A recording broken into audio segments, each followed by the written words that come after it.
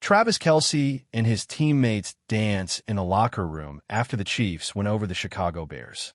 On Friday, August 22nd, the atmosphere in the Chiefs' locker room turned into a real party where music, dancing, and cheers echoed throughout the room.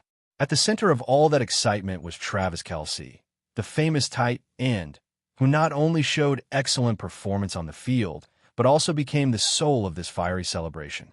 From a moment the final whistle blew, the Chiefs were sure to have a convincing victory over the Bears. Arrowhead Stadium exploded. Fans were cheering and players ran onto the field in great joy. However, that was just a warm-up for what happened next inside the locker room. Travis Kelce, who had an explosive game with many important catches, led the team's celebration. He entered the locker room with his familiar number 87 jersey, his eyes shining, his smile wide. Around him, teammates like Chris Jones, Patrick Mahomes, and many other stars were also ready to let loose. A large portable speaker was turned on in the middle of the locker room. The music was loud, the vibrant hip-hop melody mixed with the shouting, the sound of tapping on the chairs and lockers. Kelce quickly became the center of attention when he started dancing, recreating the moves that had taken social media by storm. It was a combination of improvisation, power, and fun, typical of Kelce's style. Not only Kelce, the whole locker room seemed to be in festival. The players popped the caps of water bottles, spraying the air as if it were champagne at a coronation ceremony. Some players even held up their phones to live stream, sharing this special moment with millions of fans around the world. Patrick Mahomes, the team's #1 quarterback, unexpectedly played the role of DJ. He approached the speaker, selected the hottest songs, and turned the volume up to the max. When a melody of turn for what sounded, the whole room exploded. Kelce jumped on the chair, waving his hands to call his teammates to join in. Chris Jones, the giant on the defensive line, did not hesitate to join in the rhythm. His heavy jumps made the whole room shake.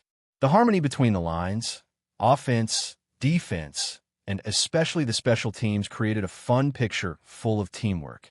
There was no longer a distinction between stars or reserves. Everyone was one family. While the players danced and shouted, many emotional moments were still recorded. A few of the young players attending the draft stood in the corner of the room, hesitant at first, but were quickly pulled into the dancing circle by Kelce and Mahomes. There's no distance here, no strangers. We're a family and family celebrates together, Kelce shouted, his voice echoing throughout the room. The coaches, usually strict, couldn't hide their smiles either. Andy Reid, the respected teacher, sat on a chair watching his players let loose and sometimes even tap their feet to the music. It was an image that showed the special bond of the team where discipline and joy coexist. No one was surprised that Travis Kelce was the center of this event.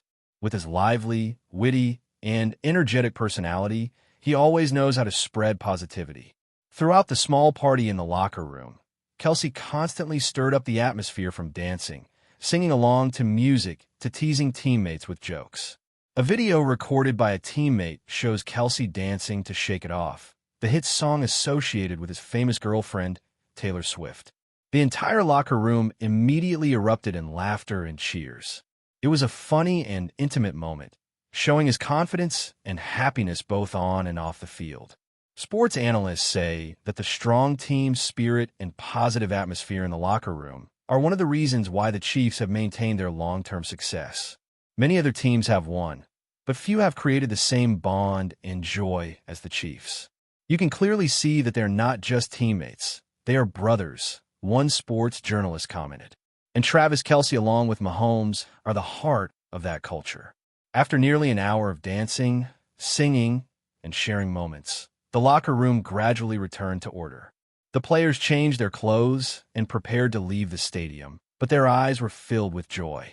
Kelce was the last to leave the locker room, patting each teammate on the shoulder and taking a few more pictures to capture the moment.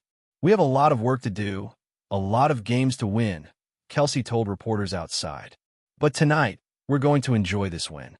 The win over the Chicago Bears not only put points on the board, but also strengthened the bond of the entire Chiefs team. In the locker room, Travis Kelce and his teammates turned the post-game moment into a wild party where all the differences disappeared and only the joy of victory remained. With their current form and explosive team spirit, the Chiefs are sending a clear message to the rest of the NFL. They are not only strong on the field, but also have a united, energetic family, something that can lead them to the top again. If a team has to play a third, meaningless preseason game, at least the Bears have the benefit of doing it against the AFC champion Kansas City Chiefs. With both teams expected to use their starters at the outset, at least they know their starters will be tested by top-level talents in some cases. Easily the best test will be for the Bears' defense as a whole because facing starters means going against Patrick Mahomes. That is unless Chiefs coach Andy Reid is pulling a fast one and meant using starters except for his starting quarterback. It wouldn't be the first time someone pulled this. Even if Mahomes only plays a series or two and Gardner comes in, at least they'd be facing a starting-level quarterback. Chu had a 93.9 passer rating for his first 3 seasons before he struggled with the Colts, Raiders, and in his final year with the Eagles. He could be facing George Karlaftis much of the time.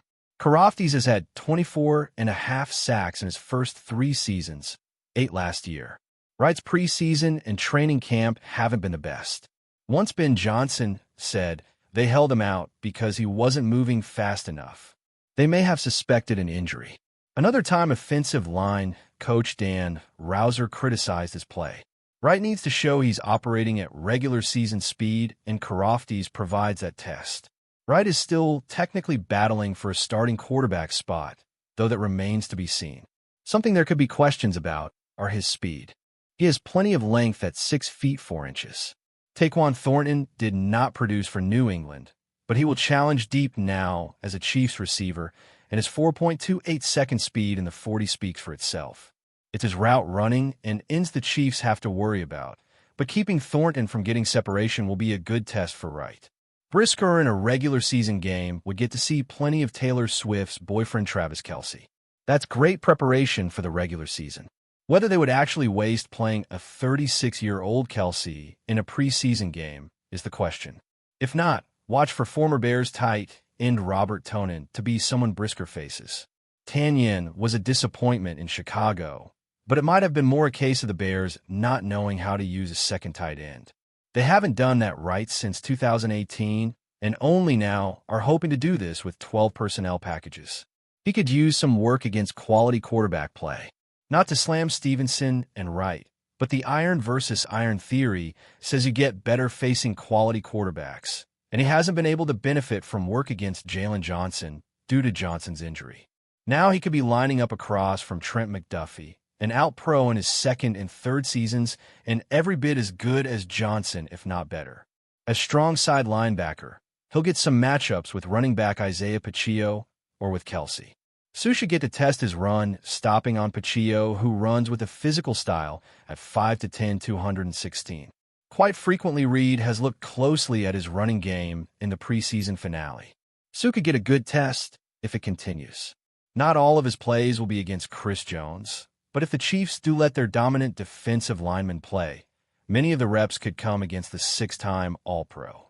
What will be more interesting is if Jones is lined up across from his old teammate, Joe Thun. It might be a surprise to see either of those two on the field for very long. Jackson can use the work against a quality defensive tackle. Not so sure he'll get it if he's lined up across from former Bears defensive tackle Mike Pennell. The Chiefs must see something in him, but the Bears didn't find it when he was at Hallie's Hall. It's a matchup against a better secondary. Although the Chiefs were middle of the road in pass defense last year, they did it with their secondary facing a ton of passes, so they'll naturally give up more yards.